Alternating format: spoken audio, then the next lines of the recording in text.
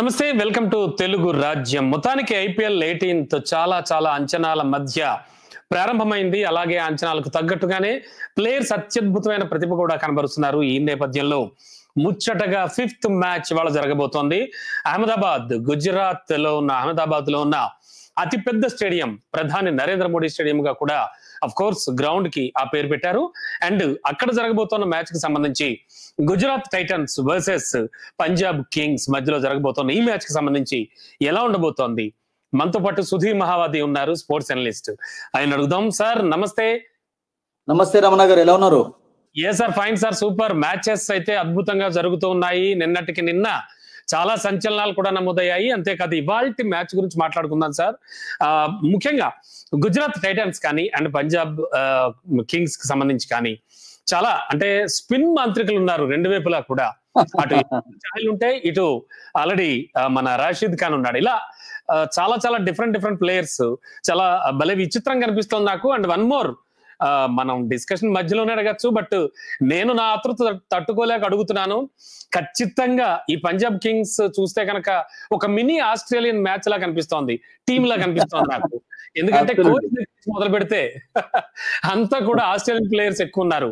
అంటే ఎలా ఉండబోతున్నాయి సార్ ఇవాళ మ్యాచ్ ఫలితాలు? ఫస్ట్ ఆఫ్ ఆల్ మీరు చెప్పినట్టుగా రమణ గారు, it's going to happen in the biggest stadium. Actually చాలా క్రౌడ్ ఎక్కువగా ఉండేటటువంటి కెపాసిటీ ఉన్నటువంటి స్టేడియం లో జరగబోతుంది. అండ్ ఇప్పుడు కూడా అహ్మదాబాద్ లో మనం చాలా వండర్ఫుల్ మ్యాచెస్ చూస్తూ వచ్చాం, డౌటే లేదు. అండ్ ఇప్పటి వరకు అన్ని మ్యాచెస్ కూడా అబ్సల్యూట్లీ ఫెంటాస్టిక్ గా ఎక్సైటింగ్ గానే కొనసాగాయి. నిన్నటి మ్యాచ్ మీరు మెన్షన్ చేశారు కదా, ఇట్ వాజ్ యాక్చువల్లీ నీల్ బ్యాటింగ్ ఫినిష్ లాగానే కనబడింది. సో ఈ రోజు కూడా నేను అనుకుంటాను అటువంటి మ్యాచ్ కే ఛాన్స్ కనబడుతుంది, ఎందుకంటే టూ టీమ్స్ ఆన్ పేపర్ చాలా స్ట్రాంగ్ గా ఉన్నాయి.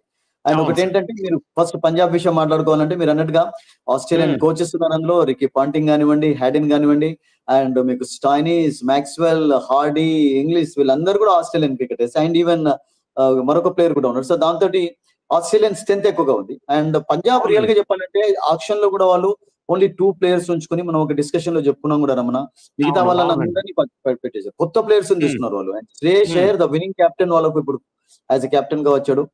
వి don't need to talk about him. అతను ఎంత మంచి ప్లేయర్, ఎలా లీడ్ చేస్తుంటాడు అనేది ఆల్రెడీ ప్రూవ్ చేశాడు అతను. అండ్ నాకేమనిపిస్తుందంటే, పంజాబ్ లో ఎక్కువగా Ramana bits and pieces cricketers. అంటే రియల్ గా చెప్పాలంటే 3-4 ఇండియన్ టీంలు. ఇప్పుడు మీరు మనం గుజరాత్ టైటన్స్ అనుకుందాం. గుజరాత్ టైటన్స్ లో శుభ్మన్ గిల్ తర్వాత మీకు సాయి సుదర్శన్ కూడా ఉన్నాడు, అట్లాగే మీకు షారుఖ్ ఖాన్ ఉన్నాడు. సో అట్లా శ్రేయస్ అయ్యర్ తర్వాత మీకు ఒక ప్రవిష్మరన్ మాత్రమే ఒక మంచి బ్యాటర్, అతనికి కొంచెం ఎక్స్పీరియన్స్ కూడా వచ్చింది అయిపోయింది. అట్లా నాకు ఏమనిపిస్తుందంటే కొంచెం అది అనిపిస్తుంది. But otherwise bits and pieces cricketers ఎక్కువగా ఉన్నారు.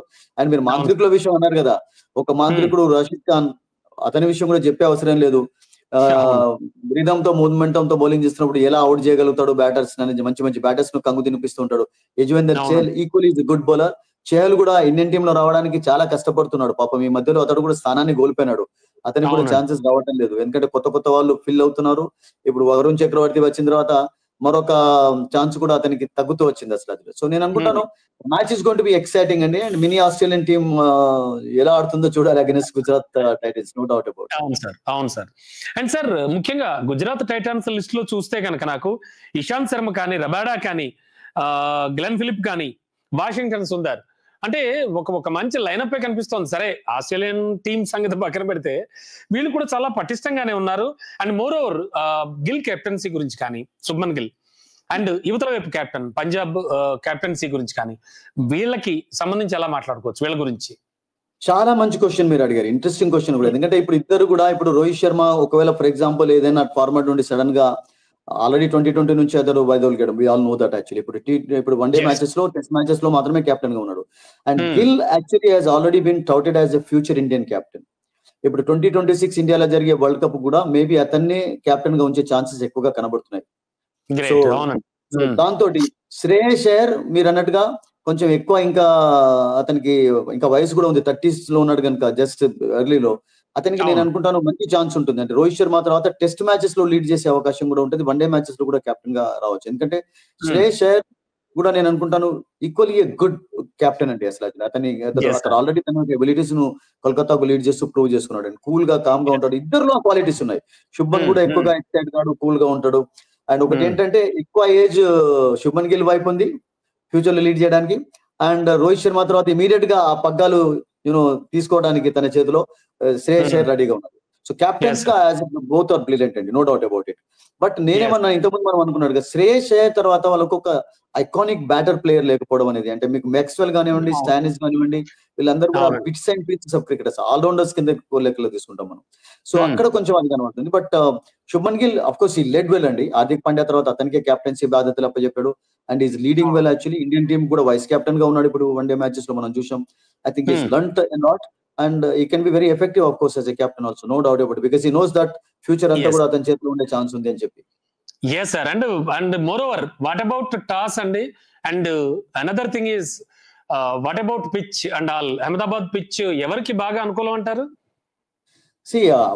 మరొక ఇంట్రెస్టింగ్ క్వశ్చన్. మీరు అంటే అహ్మదాబాద్ పిచ్ లో జనరల్ గా నాకు ఏమనిపిస్తుంది అంటే స్పిన్నర్స్ ఎక్కువగా రాణించే ఛాన్స్ ఉంటుంది రమణ, ఎందుకంటే బికాస్ ఇట్స్ హ్యూజ్ గ్రౌండ్. ఒక వైపు అయితే బౌండరీ లైన్ చాలా దూరంగా ఉంటుంది కనుక, సో స్పిన్నర్స్ ఆడడంలో కొంచెం ఏదైనా bit of turn helpful conditions ఉన్నట్టయితే స్ట్రోక్స్ ఆడడంలో కొంచెం తడబడుతుంటారు. సో లాంగ్ లో క్యాచెస్ ఎక్కువగా వస్తుంటాయి. ఇట్స్ అంటే సిక్సెస్ కొట్టడం అంతా మిగతా గ్రౌండ్ లో కొట్టినట్టుగా ఈజీ కాదు. Hit there actually. సో అక్కడ నాకేమనిపిస్తుంది అంటే ఈ మాంత్రికులు ఏమన్నా కమాల్ చేస్తారా? బికాస్ ఇటు రాషిద్ ఖాన్ ఉన్నాడు, అటు చహల్ ఉన్నాడు, అటు బ్రార్ కూడా ఉన్నాడు, అండ్ ఇటు వాషింగ్టన్ సుందర్ కూడా ఉన్నాడు మీకు గుజరాత్ టీమ్ లో. So I think spinners might can play key role. But Punjab చూడాలి. ఫస్ట్ ఆఫ్ ఆల్ పంజాబ్ కు నాకు అనిపిస్తుంది ఒక స్టార్ట్ కూడా అవసరం. ఎందుకంటే గుజరాత్ అంటే ఆల్రెడీ ఫస్ట్ సీజన్ లోనే టైటిల్ గెలిచారు, సెకండ్ సీజన్ లో ఫైనల్ లో ప్రవేశించారు, థర్డ్ సీజన్ లో కొంచెం డిసప్పాయింటింగ్ పర్ఫార్మెన్స్ కనబడతారు. బట్ పంజాబ్ లాస్ట్ 17 సీజన్స్ లో Ramana only once they made it to the నాక్అవుట్, అది కూడా 2014 లో ఫైనల్ లో ఆడినప్పుడు దుబాయ్ లో. బట్ అప్పటి నుండి ఇప్పటి వరకు చాలా డిసప్పాయింటింగ్ పర్ఫార్మెన్స్ కనబరుస్తూ వచ్చారు. And Maxwell has come back to them.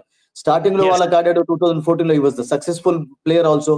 తర్వాత రాయల్ ఆడాడు, మిగతా టీమ్స్ ఆడాడు. So he's come back to play for Punjab.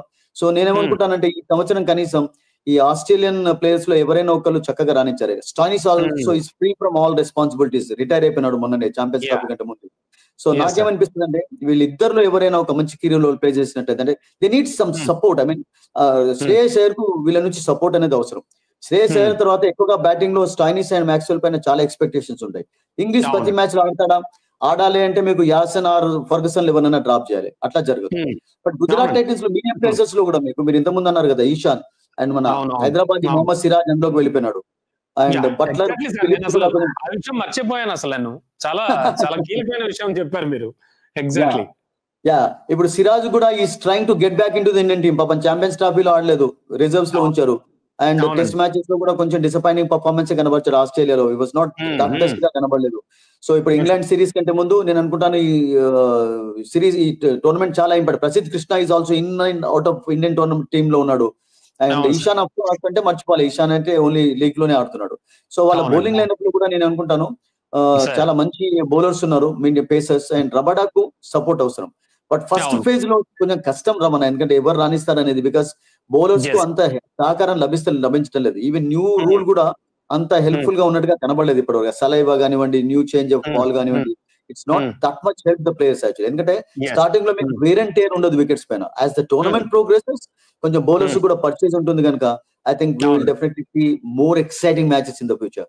So today of course match exciting గానే కొనసాగుతుంది, నిన్నట్లాగా ఎలాగైతే మ్యాచెస్ కొనసాగాయో. బట్ బిట్ ఆఫ్ ఎడ్జ్ నాకు అనిపిస్తుంది గుజరాత్ కున్నట్టుగా కనబడుతుంది మ్యాచ్ టుడే. సార్ ఓవరాల్ గా అంటే మీరు ఒక సీనియర్ అనలిస్ట్ గా అండ్ మీరు చాలా దగ్గరికి ప్రతి క్రికెటర్ ని కానీ ప్రతి టీం ని మీరు అబ్జర్వ్ చేస్తూ ఉంటారు, చాలా చాలా విశ్లేషణలు చెప్తూ ఉంటారు. సార్ ఈ 18th సీజన్ లో ఈ 4 మ్యాచెస్ ఎలా స్టార్ట్ అయ్యాయి, ఎలా ఉంది పొజిషన్, ఇంతవరకు మీరు గమనించినవి ఏంటి ప్రధానమైన అంశాలు? As expected fast and big scoring matches చూసాం రమణ ఒకటి. అండ్ ఎవ్రీ ఐపీఎల్ లో కూడా మనకు ఒక న్యూ హీరో వస్తున్నాడు చూసాం మనం. ఇప్పుడు చూడండి శుభ్మన్ గిల్ గానీ వీళ్ళందరూ కూడా ఐపీఎల్ లో చక్కగా పర్ఫార్మెన్స్ కనబర్చే ఇండియన్ టీమ్ లో. యశస్వి జైస్వాల్ మన అందరికీ తెలుసు రమణ, ఇండియన్ టీమ్ లో రావడానికి అతనికి ఎలా డొమెస్టిక్ క్రికెట్ కంటే ఇప్పుడు మెయిన్ గా మెజర్ దేని చేస్తున్నారంటే ఐపీఎల్ నే చేస్తున్నారు. మీకు డొమెస్టిక్ క్రికెట్ రంజీ ట్రోఫీ ఆడా పర్వాలేదు, లేకున్నా పర్వాలేదు. చూడండి ఇప్పుడు రాజస్థాన్ రాయల్స్ లో సౌరభ్ సూర్యవంశీ అని చెప్పి ఒక క్రికెటర్ 13 సంవత్సరాల కుర్రాన్ని తీసుకున్నారు. ఫస్ట్ మ్యాచ్ లో ఆడలేదు, బట్ అతను ఆడే ఛాన్సెస్ అయితే ఉంటాయి కదా డెఫినెట్లీ ఫ్యూచర్ లో. అంటే అతని విషయం ఏమన్నాడంటే ధోని ఏమన్నాడంటే సరదాగా ధోని ఏమన్నాడంటే నేను అసలు యాక్చువల్ గా ఫస్ట్ టైం ఐపీఎల్ గెలిచినప్పుడు అతడు ఈవెన్ నాట్ ఈవెన్ బార్న్ పుట్టను కూడా లేదన్నాడు. సో దానికి సంజు శాంసన్ ఒక కౌంటర్ ఏం అటాక్ ఇచ్చాడంటే ధోని ఇంకా నువ్వు ఇప్పటి వరకు ఆడుతున్నావు, నువ్వు రిటైర్ కాకముందు కూడా అతడు ప్లే ఛాన్సెస్ కూడా ఉన్నాయని చెప్పాడు.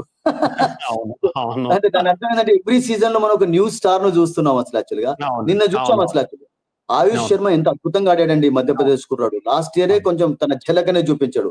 సో అవును, ఎవ్రీ అవును. ఐపీఎల్ నాకు ఏమనిపిస్తుందంటే ఇట్స్ గివింగ్ ఇండియన్ టీమ్ ఒక ఒక కొత్త సెన్సేషన్ ఎగ్జాక్ట్లీ ప్లేయర్స్ సార్, వస్తున్నారు. ఎగ్జాక్ట్లీ సో దట్స్ వాట్ అది సార్. సార్ ఇప్పటికీ ఫైనల్ గా, కనబడింది. Sure absolutely. Sir. Sir final గా మీ ప్రొడిక్షన్ ప్రకారం ఏం జరగచ్చు వాళ్ళ సాయంత్రానికి? వెల్ ఇట్స్ ఆల్వేస్ ట్రిప్ ఎందుకంటే 2020 format it's just like Gamble గా ఉంటుంది. బట్ నాకేమనిపిస్తుంది అంటే Gujarat sir. Will have an. మనం ఇంతకుముందు చెప్పినట్టుగా అన్ని కూడా నిన్న ఢిల్లీ అనుకున్నాం, ఢిల్లీకే ఎడ్జ్ కనబడింది. Delhi won actually. Sunrisers అయినప్పుడు సన్ రైజర్స్ గెలిచారు వాళ్ళు. And sure. కోల్కతా ఆడుతున్నప్పుడు కూడా మనం రాయల్ ఛాలెంజర్స్ బెంగళూరు అని చెప్పాం, వాళ్ళే గెలిచారు. అవును, చెన్నై విషయం కూడా మాట్లాడాం. సో ఈ రోజు కూడా అవును. నాకేమనిపిస్తుంది అంటే Gujarat might surprise actually. Chances. Yes sir, thank you sir. మళ్ళీ మనం నెక్స్ట్ కలుద్దాం రేపటి మ్యాచ్ కి సంబంధించి. Thank you thank sir. You.